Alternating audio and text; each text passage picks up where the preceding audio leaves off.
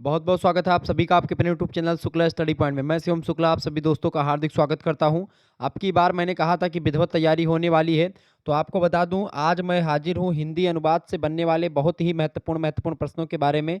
हिंदी अनुवाद का पेपर 1 आपको बता दूं दीनदयाल उपाध्याय गोरखपुर विश्वविद्यालय में ऑब्जेक्टिव परीक्षा होती है, सिद्धार्थ यूनिवर्सिटी में ऑब्जेक्टिव होनी है, महात्मा गांधी काशी विद्यापीठ में ऑब्जेक्टिव होनी है, राजा महेंद्र प्रताप सिंह स्टेट यूनिवर्सिटी में ऑब्जेक्टिव होनी है, कानपुर विश्वविद्यालय में ऑब्जेक्टिव होनी है। तो इन सभी के लिए बहुत ही महत्वपूर्ण है। बाकी लिखित मॉडल पेपर भी दे दिया है मैंने, ऑब्जेक्टिव भी एक मॉडल पेपर दे दिया है, लेकिन दीनदयाल उपाध्याय गोरखपुर विश्वविद्यालय में एक प्रकार से हिंदी अनुवाद के दो पेपर आपको देखने को मिलेंगे, एक HND 203 कोड का और एक मिलेगा HND 204 कोर्स मतलब कोड का। तो HND 203 का यानी कि पहला पेपर आपका है हिंदी अनुवाद का, एक प्रकार से पेपर नंबर 1। हिंदी अनुवाद का पेपर नंबर 2 जल्द ही आएगा और इसमें आपको यहाँ पर हिंदी अनुवाद 2 लिखा हुआ मिलेगा और HND 204 मिलेगा। ठीक है, तो ऐसे ही हर एक सब्जेक्ट का एक प्रकार से आपके यूनिवर्सिटी से रिलेटेड वीडियो मैं दे दूंगा, तो इससे दीनदयाल उपाध्याय गोरखपुर विश्वविद्यालय के छात्र छात्राओं के लिए तो महत्वपूर्ण ही होगा। इसके अलावा और भी विश्वविद्यालय के छात्र छात्राओं के लिए जो कि ऑब्जेक्टिव परीक्षा की तैयारी कर रहे हैं उनके लिए बहुत ही महत्वपूर्ण होगा। इसके साथ ही साथ आपको बता दूं कि हिंदी अनुवाद के और भी कई सारे क्वेश्चन पेपर और मॉडल पेपर प्लेलिस्ट में आपको मिल जाएंगे, तो आप उस ऑब्जेक्टिव वीडियोस को देख लीजिएगा। ठीक है, आपकी परीक्षा की दृष्टि से बहुत महत्वपूर्ण है। हालांकि अब आइए हम जानने का प्रयास करते हैं कौन कौन से प्रश्न अब की बार आपकी परीक्षा में आने वाले हैं। इस वीडियो को अंत तक जरूर देख लीजिएगा, फटाफट से वीडियो को लाइक और चैनल को सब्सक्राइब कर दीजिएगा। चलें, प्रश्न आ चुका है, एक भाषा की ध्वनि व्यवस्था के दृश्य प्रतीकों का किसी अन्य भाषा की ध्वनि व्यवस्था के दृश्य प्रतीकों के माध्यम से अंतरण को क्या कहते हैं, बताएं। यानी जब एक भाषा की ध्वनि व्यवस्था के दृश्य प्रतीकों का किसी अन्य भाषा की ध्वनि व्यवस्था के दृश्य प्रतीकों के माध्यम से अंतरण होता है, उसी को बोलते हैं लिपि अंतरण। क्या बोलते हैं? लिपि अंतरण। लिपि जैसे कि मैंने बताया था, जैसे ये राम लिखा हुआ है तो ये राम देवनागरी लिपि का एक प्रकार से ध्वनि व्यवस्था में व्यवस्थित है राम, लेकिन ये राम अगर आप लिख देंगे तो ये भी राम ही होगा। अब ये राम एक प्रकार से क्या है, ये रोमन लिपि का है, रोमन ध्वनि मतलब दृश्य प्रतीक है ये। ठीक है, ध्यान रखिएगा इस बात को। तो लिपि अंतरण ये होता है। भाषा विज्ञान के सॉफ्टवेयरों के प्रयोग से कंप्यूटर यानी मशीन के द्वारा किया गया अनुवाद क्या कहलाता है? तो भाषा विज्ञान के सॉफ्टवेयरों के प्रयोग से कंप्यूटर के द्वारा किया गया जो अनुवाद होता है उसी को हम मशीनी अनुवाद कहते हैं। बी ऑप्शन करेक्ट आंसर होगा। पिछली बार प्रश्न आपकी परीक्षा में पूछा गया था, ध्यान रखिएगा। अगला प्रश्न, संस्कृत साहित्य अथवा भाषा विज्ञान में अनुवाद का कौन सा संदर्भ नहीं है? देखिए अनुवाद का संदर्भ है, यहाँ पर कर लीजिएगा, प्राप्तस्य पुनः कथन ज्ञातार्थस्य प्रतिपादनम। ये पूरा का पूरा एक प्रकार से एक वाक्य बना। शब्दार्थ चिंतामणि से संबंधित है, बिल्कुल ठीक है। अनुवादे चारणम अष्टाध्यायी पाणिनि ने जो लिखा है उससे रिलेटेड है, ये डी लगा देंगे ऊपर। तो सभी ये सब संदर्भ हैं। ठीक है, वहाँ पर नहीं वाला थोड़ा सा पोजीशन गलत है। अगला प्रश्न, विभिन्न भारतीय भाषाओं में अनुवाद के लिए कौन सा शब्द सुमेलित नहीं है, बताएं। अनुवाद के लिए कौन सा शब्द सुमेलित नहीं है? तो देखें कौन सा शब्द सुमेलित है आपसे पूछा जाना चाहिए, कौन सा शब्द सुमेलित है? तर्जुमा उर्दू का शब्द है, बिल्कुल। तेलुगु का अनुवदर अनुवादम, ठीक है। कश्मीरी तर्जुम, बिल्कुल करेक्ट आंसर होगा। सभी उपरोक्त तो सभी सुमेलित हैं, डी ऑप्शन करेक्ट आंसर होगा। अगला प्रश्न आपकी स्क्रीन पर आ चुका है, मशीनी अनुवाद की प्रत्यक्ष विधि का विकास किस वर्ष हुआ, बताएं। फटाफट से आप लोग बताने का प्रयास करेंगे। मशीनी अनुवाद की प्रत्यक्ष विधि का विकास जो हुआ है, मशीनी अनुवाद की प्रत्यक्ष विधि का विकास किस वर्ष हुआ है भाई? तो ये हुआ है 1964 ईस्वी में, ध्यान रखिएगा इस बात को। 1964 ईस्वी में हुआ है। जॉर्ज टाउन विश्वविद्यालय में सबसे पहले एक प्रकार से मशीनी अनुवाद की प्रत्यक्ष विधि का प्रयोग किया गया और रूसी अंग्रेजी अनुवाद तंत्र का विकास किया गया जिसको गैट के नाम से जानते हैं। ठीक है, ध्यान रखिएगा इस बात को। अगला प्रश्न, किस विद्वान ने वध धातु का संबंध अनुवाद से माना है? वध धातु में घने प्रत्यय और एक प्रकार से उपसर्ग लगा करके ठीक है जो है अनुवाद बना, अनुपसर्ग लगा करके अनुवाद बनता है जिसका मतलब होता है पुनर्कथन या दोबारा कहना। ये डॉक्टर भोलानाथ तिवारी ने कहा था। Option number B correct answer होगा। अगला प्रश्न है, कौन सा दशक अर्थपरक संरचनात्मक मशीनी अनुवाद का काल कहा जाता है, बताएं। फटाफट से आप बताने का प्रयास करेंगे। कौन सा दशक अर्थपरक संरचनात्मक मशीनी अनुवाद का काल कहा जाता है? 1970 का दशक ये एक माना जाता है, ये बात ध्यान रखेंगे। 2024 और 25 के 26 के मॉडल पेपर ये हैं, ये ध्यान रखिएगा। नहीं 2024 में भी आएगा, 25 में भी ये मॉडल पेपर इंपॉर्टेंट है और 2026 के लिए भी इंपॉर्टेंट है। ठीक है, अगला प्रश्न है, अर्ली थीसरीज ऑफ ट्रांसलेशन के लेखक हैं, बताएं। अर्ली थीसरीज ऑफ ट्रांसलेशन एक पुस्तक है, इसके लेखक कौन है? इसके लेखक हैं फ्लोरा रास एमास। फ्लोरा रास एमास के द्वारा लिखी गई पुस्तक है ये। 1920 में इसका प्रकाशन हुआ है, ध्यान रखिएगा। अगला प्रश्न है, अंग्रेजी कन्नड़ भाषी मतलब मशीनी अनुवाद का विकास किस विश्वविद्यालय में हुआ? तो अंग्रेजी कन्नड़ मशीनी अनुवाद का जो विकास हुआ है ये हैदराबाद यूनिवर्सिटी में हुआ है, हैदराबाद विश्वविद्यालय में। ऑप्शन नंबर इसका डी करेक्ट आंसर हो जाएगा। तो इन प्रश्नों को आप सभी लोग ध्यान से पढ़िएगा, नोट डाउन कर लीजिएगा, बहुत महत्वपूर्ण प्रश्न है। अगला प्रश्न है अनुवाद की दृष्टि से संस्कृत के प्रथम ग्रंथ बताएं। अष्टाध्यायी पढ़ने की है, बिल्कुल ठीक है। शब्द कल्पद्रुम, शब्दार्थ चिंतामणि, ये तीनों एक प्रकार से अनुवाद की दृष्टि से संस्कृत के प्रमुख ग्रंथों में शामिल हैं। ऑप्शन नंबर डी लगा देंगे, उपरोक्त तो सभी। अगला प्रश्न, विचारों की एक भाषा से दूसरी भाषा में रूपांतरित करना ही अनुवाद है। विचारों को एक भाषा से दूसरी भाषा में रूपांतरित करना ही अनुवाद कहलाता है। ये परिभाषा अनुवाद की किसने दी? ये परिभाषा देवेंद्र नाथ शर्मा जी ने दी है। ध्यान रखिएगा, कई बार परीक्षा में प्रश्न आया हुआ है और कई विश्वविद्यालय में पूछा गया है, ये बात आप ध्यान रखेंगे। आगे बढ़ते हैं अगला क्वेश्चन। अगला प्रश्न आपकी स्क्रीन पर आ चुका है, फटाफट से आप लोग देखने का प्रयास करेंगे, बहुत ही जबरदस्त प्रश्न है। बताएं, प्रश्न आपसे पूछा गया है, प्रश्न है कि निम्न में से कौन मशीनी अनुवाद की पद्धति है? बताएं, सीधे अनुवाद पद्धति, या फिर अंतरण पद्धति, या फिर जो है अंतर्भाषिक अनुवाद पद्धति, या उपरोक्त सभी। करेक्ट आंसर इसका क्या हो जाएगा? फटाफट से आप लोग बताने का प्रयास करेंगे। That is important questions of this video, बहुत ही महत्वपूर्ण प्रश्न है ये। ओके, तो ध्यान रखिएगा। आइए बताएं करेक्ट आंसर इसका क्या होने वाला है, फटाफट से आप सभी लोग बताएंगे इसका करेक्ट आंसर क्या हो जाएगा, बताएं। निम्नलिखित में से कौन अनुवाद की पद्धति है, कौन मशीनी अनुवाद की पद्धति है? बिल्कुल करेक्ट आंसर आपका होगा उपरोक्त तो सभी, यानी अंतरण पद्धति, सीधे अनुवाद पद्धति और अंतर्भाषिक अनुवाद पद्धति, ये तीनों है। नेक्स्ट क्वेश्चन है, अनुवाद के लिए कौन सा शब्द सुमेलित नहीं है? बताएं, अनुवाद के लिए कौन सा शब्द सुमेलित नहीं है? इनमें से देखें, सभी मतलब कि यहाँ पर सुमेलित नहीं। फ्रेंच आप देखेंगे, ट्रेडियर, ये फ्रेंच में कहते हैं बिल्कुल, अंग्रेजी ट्रांसलेशन, और जर्मन में इसको अपर स्टेजन बोलते हैं। तो ये तीनों एक प्रकार से अनुवाद के लिए कौन से शब्द ये सुमेलित हैं? सभी के सभी सुमेलित हैं। तो आपसे पूछे कौन सा शब्द सुमेलित है इनमें से, तो उपरोक्त तो सभी, यानी कि डी ऑप्शन लगाएंगे, सभी सुमेलित हैं। ठीक है, यहाँ पर नहीं काट लीजिएगा, क्लियर? यानी कि इसमें ये प्रश्न में थोड़ा सा नहीं गड़बड़ हो गया है। अनुवाद के लिए कौन सा शब्द सुमेलित है? तो ये सारे शब्द सुमेलित हैं, सभी सुमेलित हैं। Option number D correct answer हो जाएगा। अगला क्वेश्चन है, मशीनी अनुवाद का सफल प्रयास किस वर्ष हुआ? मशीनी अनुवाद का सफल प्रयास किस वर्ष हुआ? फटाफट से आप बताएंगे। तो मशीनी अनुवाद का जो सफल प्रयास हुआ है वो 1945 के आसपास हुआ। और एक प्रश्न मैंने इससे पहले भी बताया था, इससे पहले वाला प्रश्न आप लोगों ने देखा होगा, उसमें पूछा गया था मशीनी अनुवाद की प्रत्यक्ष विधि का विकास किस वर्ष हुआ? तो प्रत्यक्ष विधि के विकास की अगर बात पूछेगा, प्रत्यक्ष मेथड के विकास की, तो 1964 में जॉर्ज टाउन विश्वविद्यालय में हुआ रूसी अंग्रेजी अनुवाद तंत्र का विकास, जिसको गैट के नाम से जानते हैं। लेकिन आपसे यहाँ पर प्रश्न पूछा गया कि मशीनी अनुवाद का सफल प्रयास किस वर्ष हुआ? तो सफल प्रयास 1945 में ही शुरू हो गया था। ठीक है, option number B correct answer होगा। अगला प्रश्न है, आंग्ल भारती का विकास किस वर्ष हुआ? आंग्ल भारती का विकास 1994 में हुआ, ए ऑप्शन करेक्ट आंसर होगा। बढ़िया प्रश्न है। सूसन बेसनेट के अनुसार अनुवाद क्या है? सूसन बेसनेट के अनुसार अनुवाद जो है एक पुनर्लेखन होता है, इसका बी ऑप्शन करेक्ट आंसर होगा। अगला क्वेश्चन से बहुत ही इंपॉर्टेंट प्रश्न, दी लोकेशनल ऑफ कल्चर, इस पुस्तक के लेखक कौन है? दी लोकेशनल ऑफ कल्चर को लिखा है होमी भाभा ने, option number C correct answer होगा। अगला प्रश्न आपकी स्क्रीन पर आ चुका है, जैक बसन ने भाषिक पाठ के अंतरण के 3 आधार किस सिद्धांत के आधार पर माना है? बताएं। तो जैक बसन ने भाषिक पाठ के अंतरण के 3 आधार जो माना है, उन्होंने वो प्रतीक सिद्धांत के अकॉर्डिंग माना है। ऑप्शन नंबर इसका ए करेक्ट आंसर होगा। आगे देखेंगे, निम्नलिखित कथन किसका है? अनुवाद एक संबंध है जो 2 या 2 से अधिक पाठों के बीच होता है, ये पाठ समान प्रकार संपादित करते हैं। ये कथन किसका है? फटाफट से आप बताने का प्रयास करेंगे। अनुवाद एक संबंध है जो 2 या 2 से अधिक पाठों के बीच होता है और ये पाठ समान प्रकार संपादित करते हैं। ये बात हाइलेडे महोदय ने कही थी। ऑप्शन नंबर इसका आ करेक्ट आंसर होगा। अगला क्वेश्चन आप देखेंगे, समस्त अभिव्यक्ति अनुवाद है क्योंकि वह अव्यक्त, अदृश्य आदि को भाषा यानी रेखा या रंग में प्रस्तुत करती है। यह कथन किस विद्वान का है? तो समस्त अभिव्यक्ति अनुवाद होती है क्योंकि वह अव्यक्त को भाषा में प्रस्तुत करती है, यानी कि अदृश्य को क्या करती है? रेखा या रंग में प्रस्तुत करती है। ये बात कही थी किसने? अज्ञे ने कही थी। अज्ञे सच्चिदानंद हीरानंद वात्स्यन अज्ञे पूरा नाम है। कला एवं समस्याएं नाम से एक अनुवाद लिखा, अनुवाद कला एवं समस्याएं पुस्तक है। 1961 में इस पुस्तक का प्रकाशन हुआ, इसी में इस बात को उन्होंने कहा है। अगला प्रश्न, रूपांतरण प्रजनन मतलब प्रजनक व्याकरण के लेखक हैं, बताएं। रूपांतरण प्रजनक व्याकरण के लेखक कौन है? तो है चामस्की, नोयम चामस्की इनका पूरा नाम है। Option number C correct answer होगा। आगे देखेंगे, अगला क्वेश्चन आपकी स्क्रीन पर आ चुका, फटाफट से देखेंगे। प्रश्न बहुत ही इंपॉर्टेंट है। प्रश्न सुमित्रा नंदन पंत द्वारा अनुदित मुहावरे हैं। सुमित्रा नंदन पंत द्वारा अनुदित मुहावरे इनमें से कौन से हैं? फटाफट से आप लोग बताने का प्रयास करेंगे। सुमित्रा नंदन पंत के द्वारा अनुदित मुहावरे बताएं।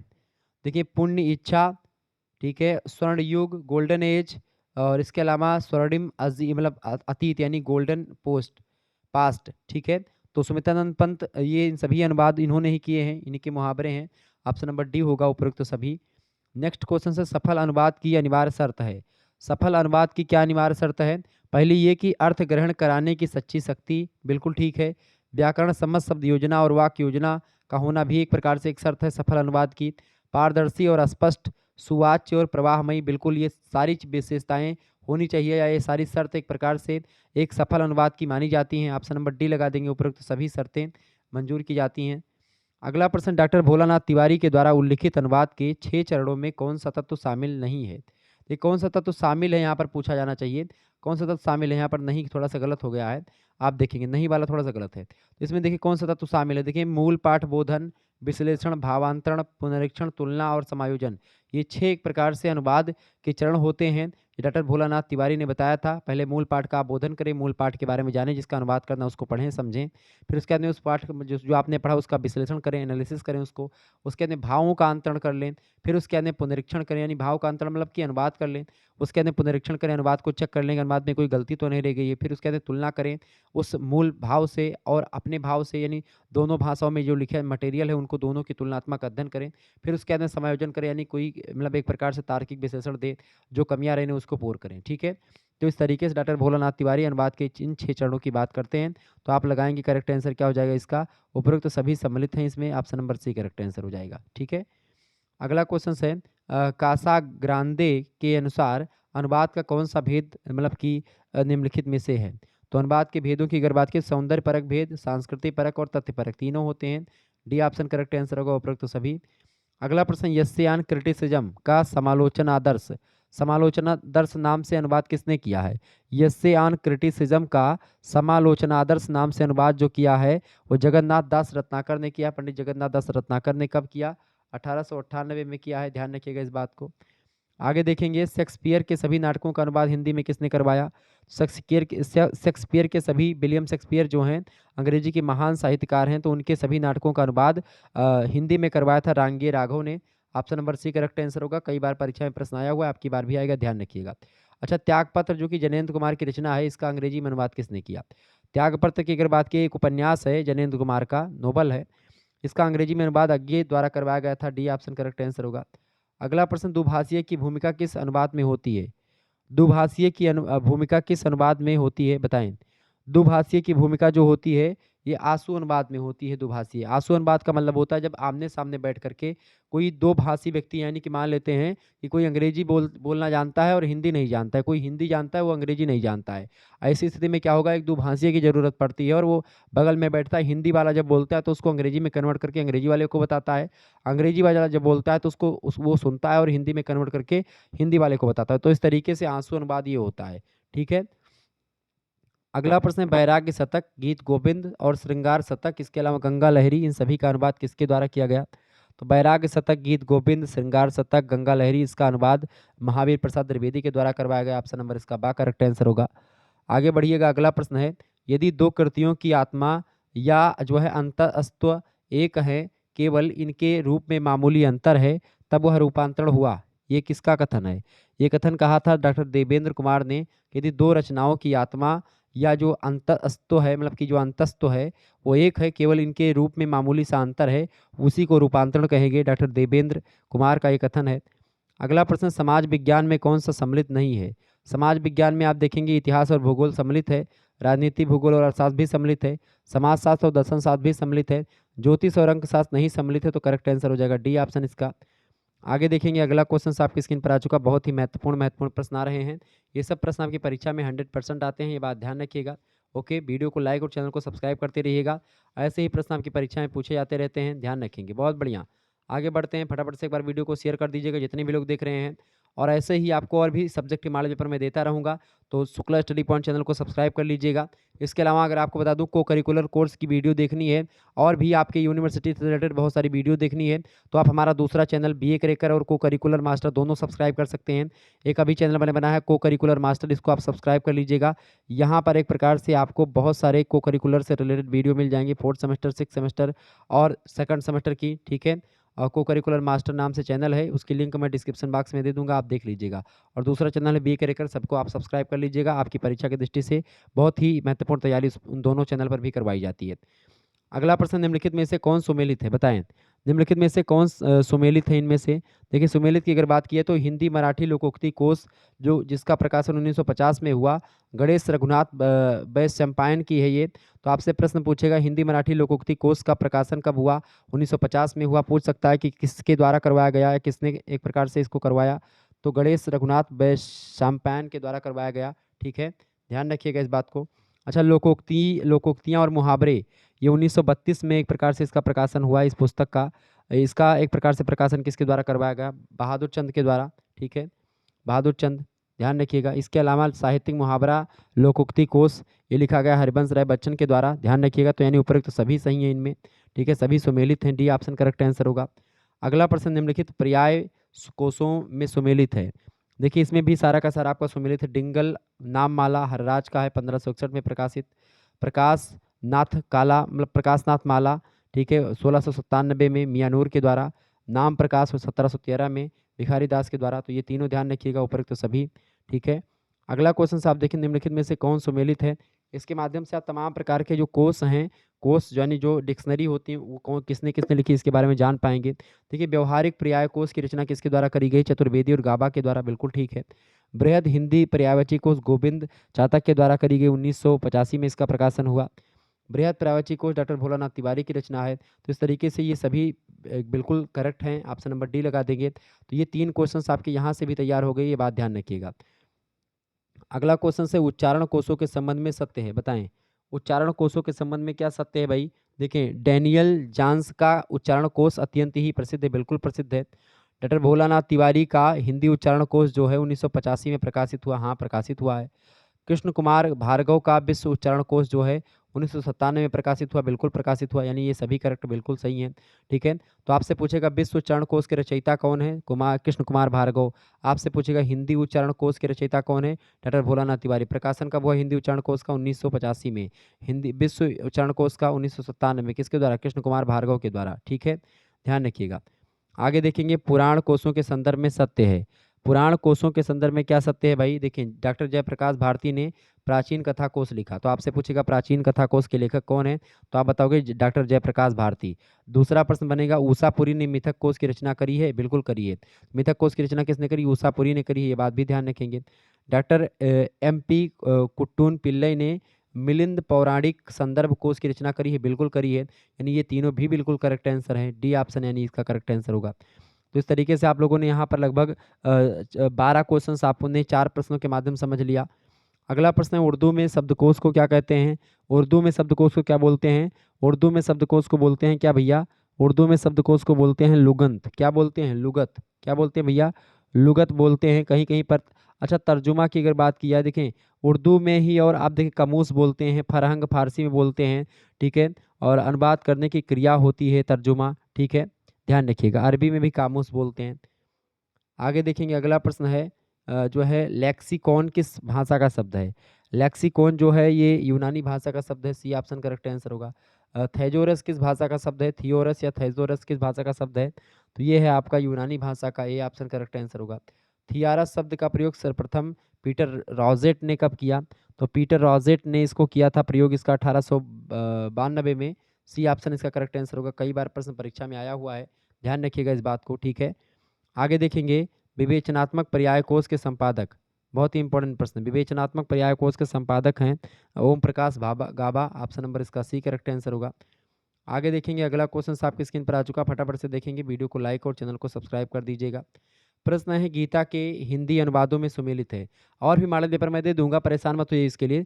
हिंदी अनुवाद का जो मैं मॉडल पेपर देता हूं सभी विश्वविद्यालयों के लिए, वो दीनदयाल उपाध्याय गोरखपुर विश्वविद्यालयों के लिए भी इंपॉर्टेंट है, ये ध्यान रखिएगा। और मैंने सोचा कि आपको एक बार बता दिया जाए ताकि आप लोग परेशान हो जाते कभी-कभी कि ये हमारे यूनिवर्सिटी का नहीं है, ये वो है।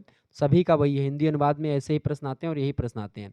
प्रश्न है गीता के हिंदी अनुवादों में सुमेलित है। गीता मतलब श्रीमद् भगवत गीता का हिंदी में अनुवाद अगर बात की जाए तो यहाँ पर देखें हरबल्लभ ने 1644 में करवाया, भगवान दास के द्वारा 1669 में किया गया, आनंद राम के द्वारा 1707 ईस्वी में किया गया। डी ऑप्शन ये सभी सुमेलित हैं।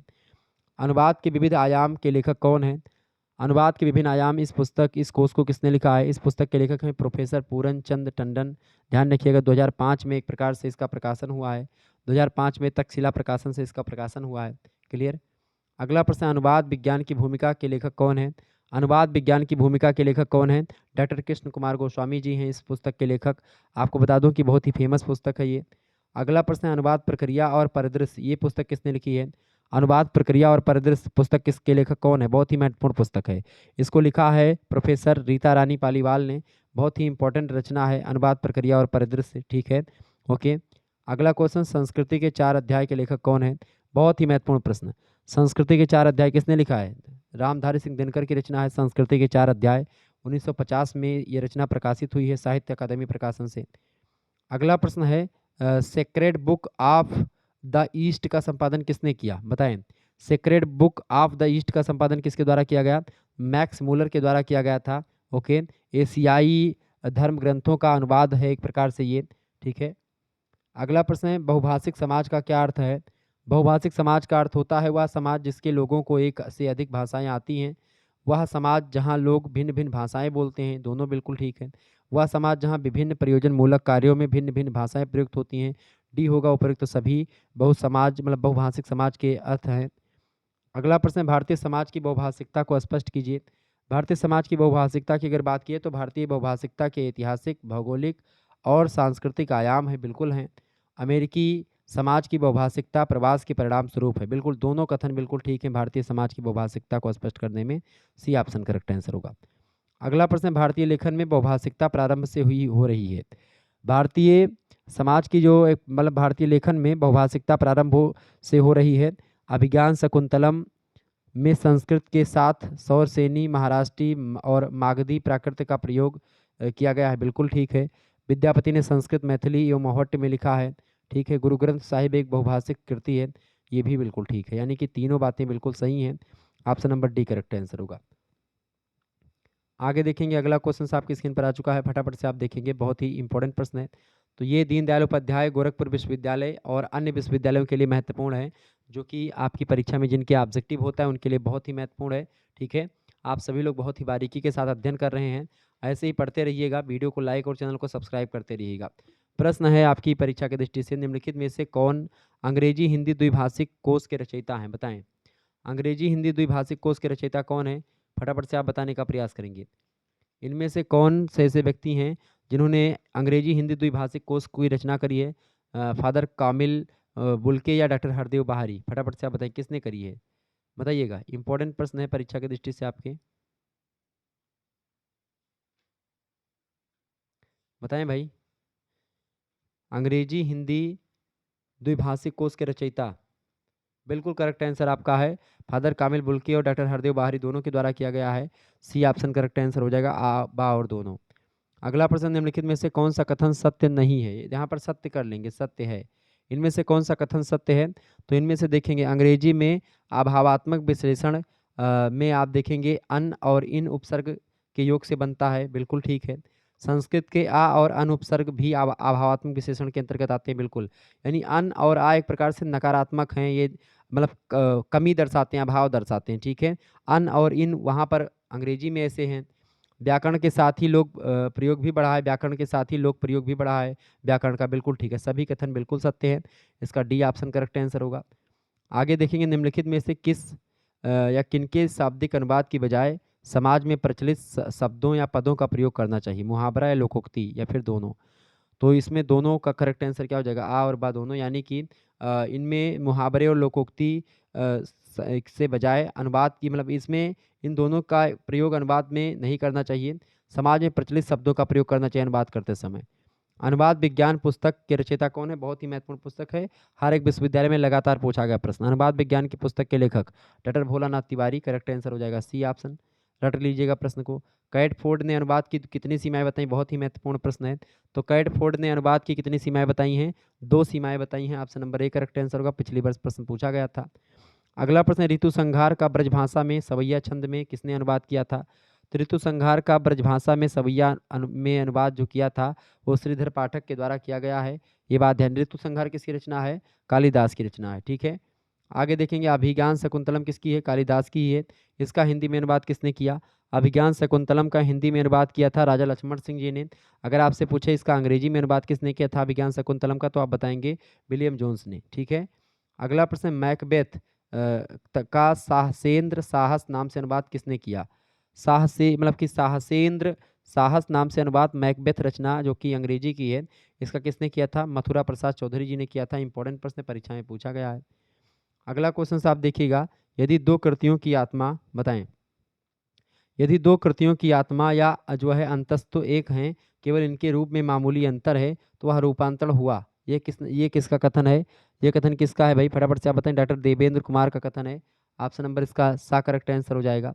अगला प्रश्न है, गोल्ड स्मिथ की कृतियों खास करके हर्मिट, डिटर्जेंट विलेज, ट्रेवलर, इन सभी का अनुवाद विद्वान ने मतलब किस विद्वान ने क्रमशः एकांतवासी योगी। हर्मिट का अनुवाद एकांतवासी योगी के नाम से, जो है डेज ट्रेड विलेज का उजड़ ग्राम के नाम से, और ट्रेवलर का श्रमिक मतलब कि श्रांत पथिक के नाम से अनुवाद किसके द्वारा किया गया है, तो ये किया गया श्रीधर पाठक के द्वारा। ध्यान रखिएगा, बहुत ही महत्वपूर्ण प्रश्न है। यहाँ से 3 प्रश्न आपके तैयार होते हैं। आपसे पूछेगा हर्मिट का जो गोल्ड स्मिथ की रचना है, इसका एकांतवासी योगी नाम से किसने अनुवाद किया, तो श्रीधर पाठक ने किया। ऐसे ही उजड़ ग्राम नाम से अनुवाद किस रचना का किया गया, तो डिटर्जेंट विलेज का। ठीक है, ऐसे ही ट्रेवलर का श्रांत पथिक नाम से गोल्ड स्मिथ की रचना है, श्रीधर पाठक के द्वारा की गई। अगला प्रश्न, महावीर प्रसाद द्विवेदी ऋतु संहार का ऋतु तरंगणी नाम से अनुवाद किया गया, या किस प्रकार का अनुवाद है, फटाफट से आप बताएंगे। महावीर प्रसाद द्विवेदी के द्वारा ऋतु संहार का ऋतु तरंगणी नाम से अनुवाद किया गया, यह किस प्रकार का अनुवाद था। ये छाया अनुवाद है एक प्रकार का। आपको बता दूं कि ऋतु संहार कालिदास की रचना है, उसका ऋतु तरंगणी नाम से अनुवाद महावीर प्रसाद द्विवेदी के द्वारा किया गया। ठीक है, इसके अलावा ऋतु संहार का ब्रजभाषा में सवैया छंद में अनुवाद किया था श्रीधर पाठक ने। क्लियर, आगे देखेंगे अगले प्रश्न की ओर। फटाफट से वीडियो को लाइक और शेयर करते रहिएगा आप सभी लोग। ओके, चलें। प्रश्न, निम्नलिखित में से किस ग्रंथ में भाषा को राष्ट्रों का और मतलब राष्ट्रों और संगमनी मतलब राष्ट्रों का संगमनी कहा गया, या एक प्रकार से बताएं राष्ट्रों का संगमनी कहा गया है। किस ग्रंथ में भाषा को एक प्रकार से राष्ट्रों का संगमनी कहा गया है, तो ऋग्वेद में कहा गया है। ऑप्शन नंबर इसका सा करेक्ट आंसर हो जाएगा। अगला प्रश्न है, किस विद्वान ने भाषा को सभी लौकिक कार्यों का आधार कहा। किस विद्वान ने भाषा को सभी लौकिक कार्यों का आधार कहा है, तो भर्तृहरि ने कहा है। ए ऑप्शन इसका ज़्यादा करेक्ट आंसर होगा। बढ़िया प्रश्न है। आगे देखेंगे, वाक तत्व को यजुर्वेद में क्या कहा गया है। वरुण, विश्वकर्मा, ब्रह्मा या सरस्वती। तो वाक तत्व को यजुर्वेद में विश्वकर्मा कहा गया है। Option number B correct answer होगा। अगला प्रश्न, जैमिनीय उपनिषद के कथन तस् यानी मनसा एव कुलचा यद वाक, तस्य एव कुलचा यद वाक्य के अनुसार भाषा को क्या कहा गया है। तो जैमिनीय उपनिषद में बात बताई गई है, इसके अनुसार जो है भाषा को क्या कहा गया है, कुल्या कहा गया है। ऑप्शन नंबर इसका सी करेक्ट आंसर होगा। अगला प्रश्न, जिन ध्वनि चिन्हों के द्वारा मनुष्य परस्पर विचार विनिमय करता है, विचारों का आदान प्रदान करता है, उसको समष्टि रूप से भाषा कहते हैं, उसको मतलब कि भाषा बोलते हैं।